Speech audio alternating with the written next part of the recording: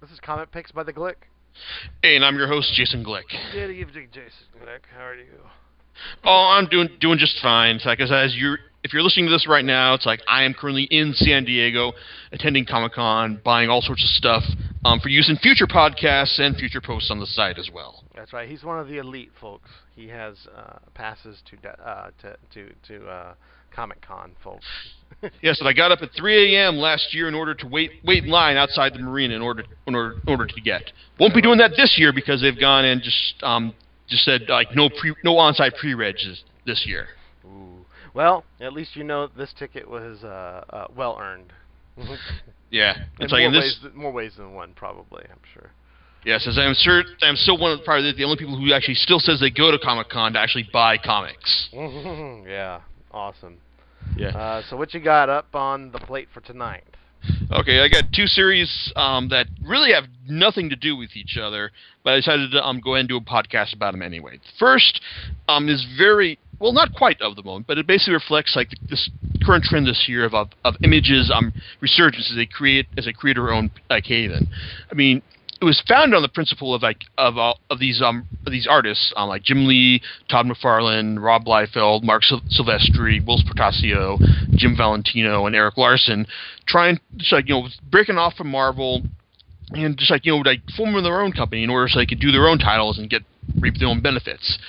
The problem is that when they did that, a lot of their titles are absolute shit, and they sold in millions of copies because of the creators' reputations. No one really looks too fondly upon their these titles back when they were originally published. Now, over the years though, they've actually managed to establish a reputation as being the new go-to place where if you want to do solid creator-owned stuff, this is where you go. With the tightening of the contracts at Vertigo, Marvel's Icon being closed to basically their top A-list creators, Dark Horse really only being an option if you've got something so transcendent that it will sell without any promotion. Image is basically reemerged in the last 2 years, basically like a haven for new innovative stuff, and this is all doing a lot of part to Robert Kirkman's success with this phenomenal success with The Walking Dead, and he's also been using that to just basically show hey, this is what I can do under the Image plan, and if you're good enough, you can do the same thing as well. Now, we've gotten a lot of that this year with Ed Brubaker and Brian and Sean Phillips Vital, which I thought was okay, but not to the standards of their previous work, and also stuff that I have yet to read in trade paperback collections, such as Brandon Graham's Prophet, Jonathan Hickman's Manhattan Projects and Secret, Brian Vaughn's Saga, which I'm expecting to be absolutely fantastic, but I could be setting myself up for the same disappointment that Fatale did, but we shall see. But even before this year, and all these new titles are popping out, Image was also getting a lot of buzz for series like Chew, like Skull Kickers, and what I'm talking about now with Morning Glories, basically the series that launched Nick Spencer and got him some regular gigs at Marvel for a time, and also landed him the job of co-writing Thief of Thieves with Robert Kirkman. Now, the best way to describe Morning Glories is that it's basically like the series Lost, only it's a comic book. Because Lost had the hook of just being these people stuck on an island with all these mysterious things happening. But while there was all this mystery surrounding this place, the real focus was on the characters and just what was happening to them. Now, the problem with this kind of approach to the series, when you're setting up this kind of series with an inherent mystery at its core, like with Lost, it was what was with the island? What was with the smoke monster? What was why were all these people chosen to be here? It's you've got to provide answers. You got to have demonstrate you've got a solid plan. Now, ultimately, Lost's problem was that they felt at some point you get the feeling they realized that we've got these. We've spent all this time developing these sterling characters, and hey, maybe the people will be our fans will be more invested in seeing how their stories pan out than us actually answering any of these questions. Now, I'm not going to say that the time I spent watching Lost was wasted in any way. I enjoyed watching it with my buddy who got me started by marathoning the first 2 seasons, and then every season thereafter, except for the last one, which I watched as it came out. But it's still not hard not to feel disappointed by the fact that they just didn't make good on a lot of these mysteries. Like they set up all these like interesting questions that they didn't actually bother to answer them. Some of this was due to like situations outside of their control, like the availability of certain cast members. But a lot of this stuff was just kind of like they you just feel like they were just like winging it. In fact, they even devoted a special feature in their box set to basically answering a lot of these unanswered questions. And the answers we got were so perfunctory in the sense that, okay, if the reason like there were polar bears on the island because they have this specific like resistance to magnetic fields, I mean, like, that's not really a big deal. Why couldn't you have just answered this question like it's like one line of dialogue in this one random episode?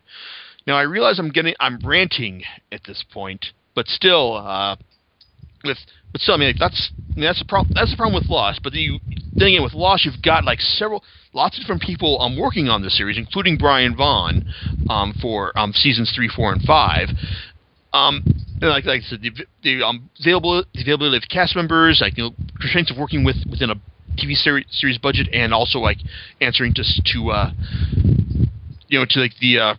network demands. But with Morning Glories, it has several distinct advantages in the sense that just working with one writer, one artist, and the fact that they've got all these that they basically like sole control over what goes on. I mean, like, no one's gonna tell them they can't use this character because it's like Nick Spencer has complete control over this series, and really it's like up to this point, whether or not you're going to enjoy Morning Glories depends on how well you believe that Spencer has this planned out. After reading 3 volumes so far, it's like I'm not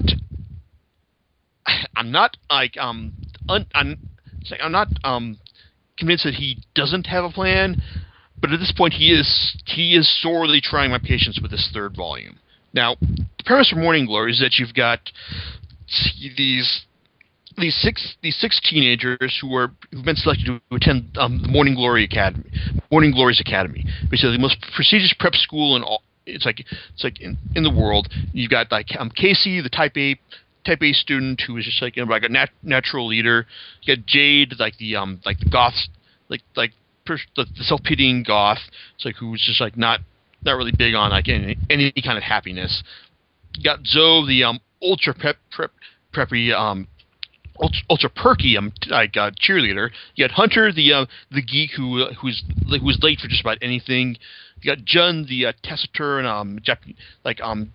Japanese badass, and Ike, who's my personal favorite because he is just a huge dick to everyone. It's like everyone in the cast. He's a prep. He's one of the elite. He's in the elite. He's a 1%er, but God knows like he doesn't get all the best lines in the book. Problem is that once these kids arrive at the academy, they find out that it's not your usual academy. Like there's like when they try they're unable to contact their parents because of bad cell phone signals, and when they do, find out that their parents don't recognize them. Or in the case of Casey, who she finds out that her parents wouldn't agree to not recognizing her. They said, no, we're not going to give up on her at all. Her parents were killed outright, and that's only the tip of the ice. That's only the tip of the iceberg for what's going on here, because you've got like these weird, bizarre technological experiments. This one guy, this one being named David, who can like phase in and out of reality and make people's heads like eyes pop out of their sockets and their brains melt. Like all this weird ass shit.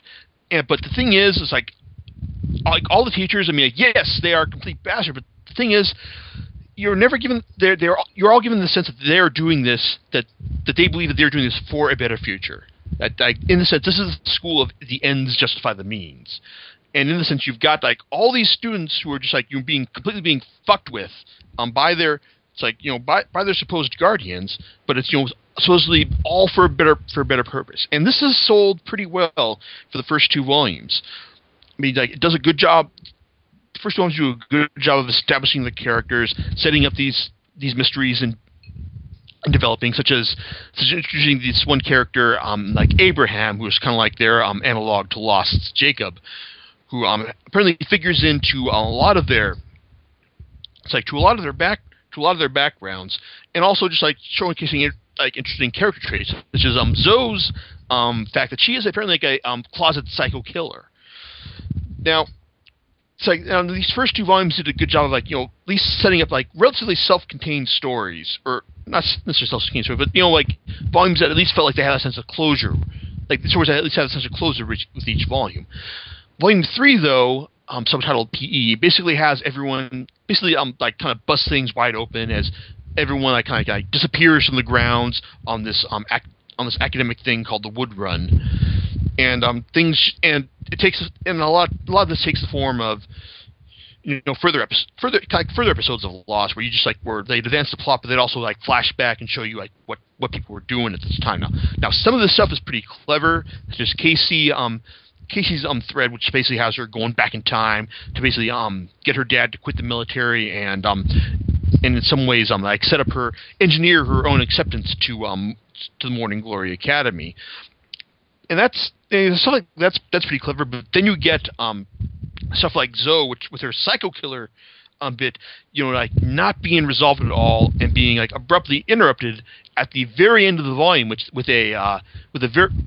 has like a open-ended what the hell type of situation with an actress from a talk show that Hunter saw while his mom was dying. Like I'm showing up to save his ass. I mean, like I'd say spoiler warning, but it's so bizarre that I can't really get a grip on it. I mean, it's like there's a lot to like about the series. I mean, like you've got like Spencer's razor sharp, very witty dialogue, like certain cool plot twists, and the artist Joe Eisma, he's pretty good. I mean, like the series. I mean, he's not in the league of Steve Dillon as far as it comes to like character expressions and body language, and just like getting you to empathize with like how the characters look. I mean, there's a lot of awkwardness in the first couple of volumes. He's getting better by getting a lot better by volume 3, and I'm sure he'll only get better from here on out. But still, it's like with volume 3, it's like yes, you get a lot of like you get some explanations, you get a lot more questions, and by the end, like just that open ending just felt like okay. It's like I feel like I don't feel like I've really gained anything from reading this right here.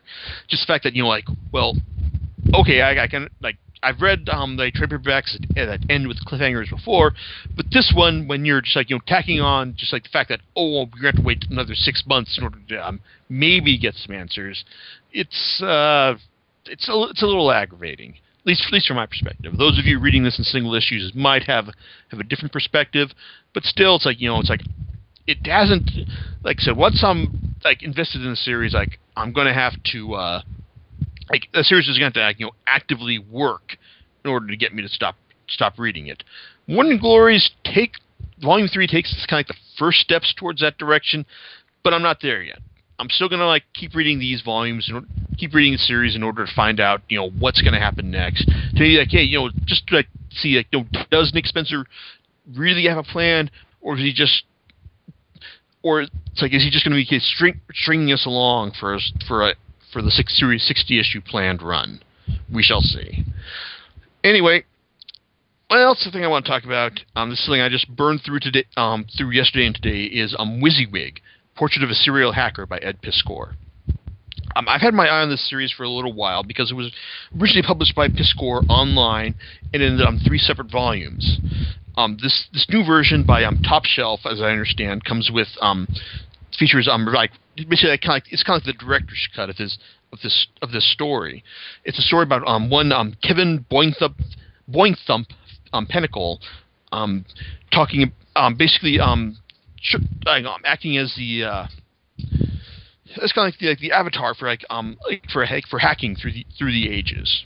Now, it's this isn't a nonfiction work, but Piskor said he basically drew a lot of the inspiration for these stories from real life hackings, from the real life hacking exports of guys like Kevin Mitnick and others, and it shows you how hacking evolved, from the early 70s days of phone phreaking, getting free calls, fucking with Ma Bell, and getting free plays at the arcade, to eventually just bringing copy protection on software, getting accessing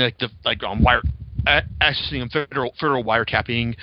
It's out and out hacking through through computers.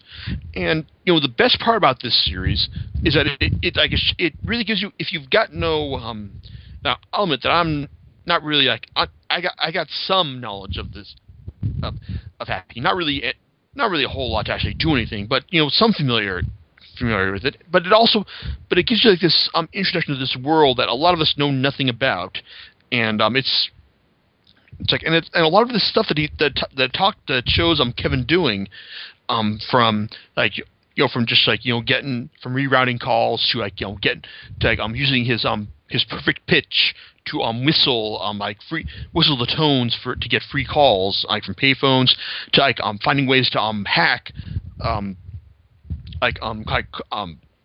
radio station call-in ones, and also set up party lines for pimps.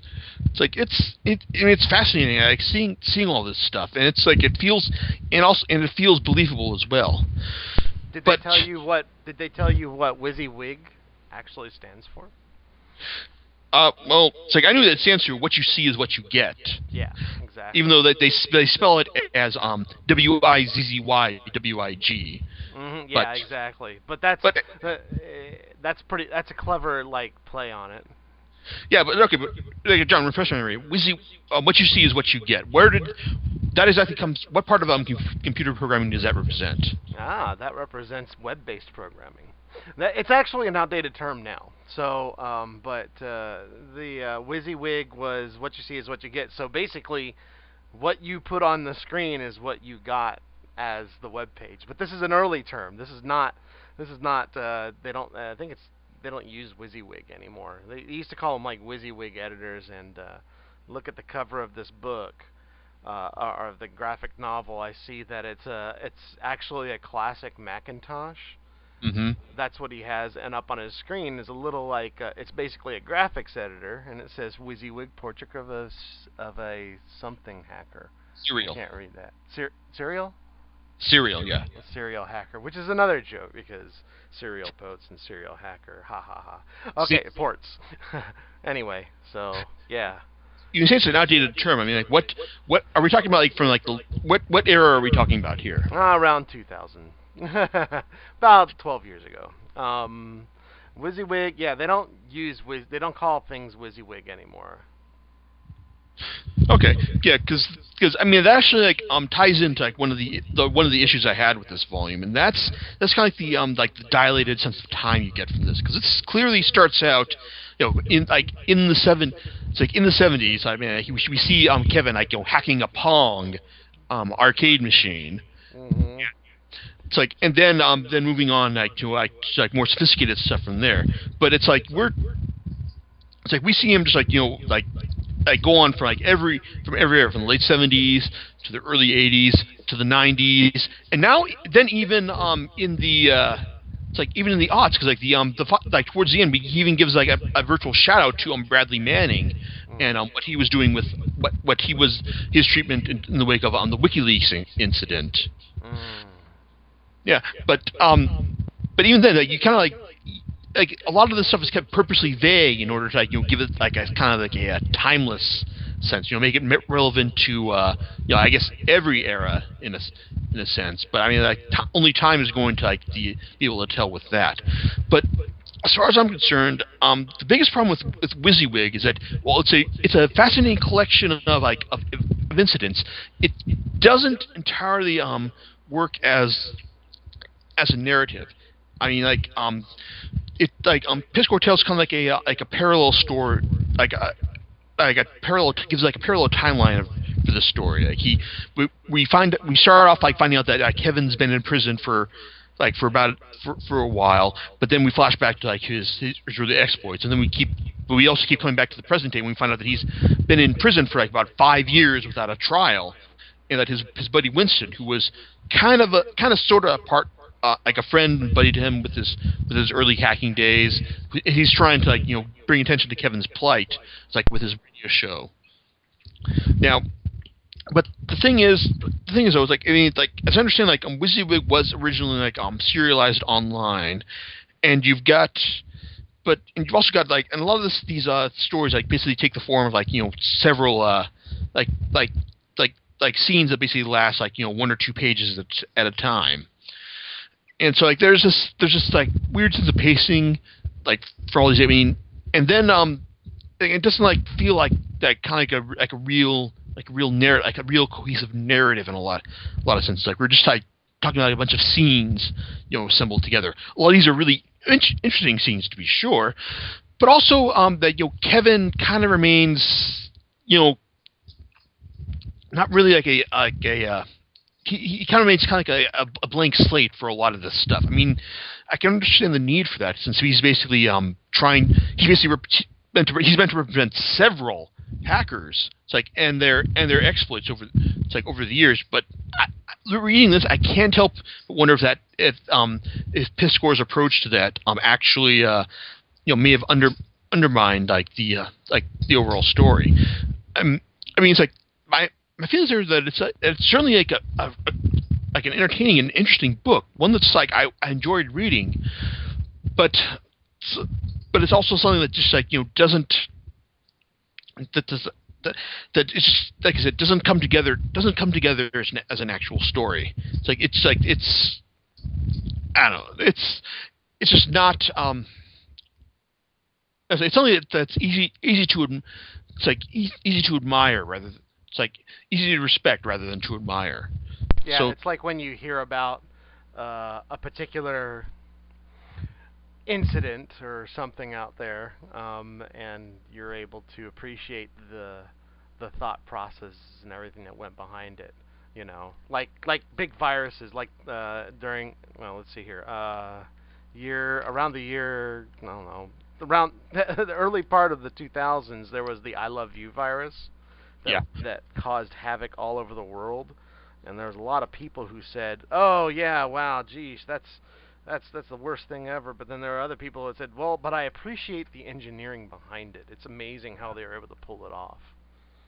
Yeah, I can see how that'd be a good analog right there. But it's also, I guess, the main problem with the story is that the characters, are just kind of like there for maybe there is ciphers to advance the plot, and like the people who represent like kind of the opposite, like the people who are out to like the law and order like types who are out to get Kevin, they just come off as like straw men, like from the various guys from the various prison guards, the FBI people. I mean, they're just kind of like oh yeah, we're gonna, it's like we don't understand what you're doing. It's like, but you're doing something wrong, so we're gonna fuck with you.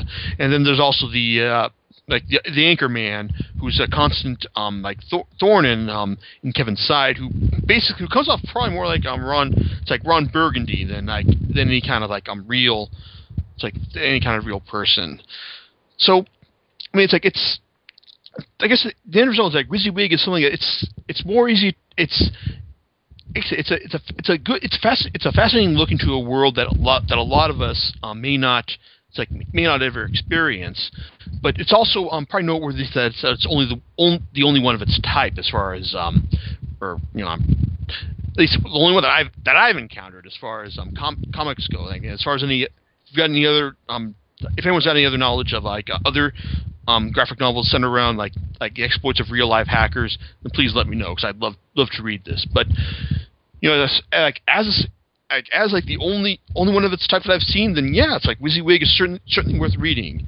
But in the end, though, it's like I can't help but think that someday someone will come along with an even more like involving story that basically ties in like real real believable characters to an actual narrative into the story. It's like into this world.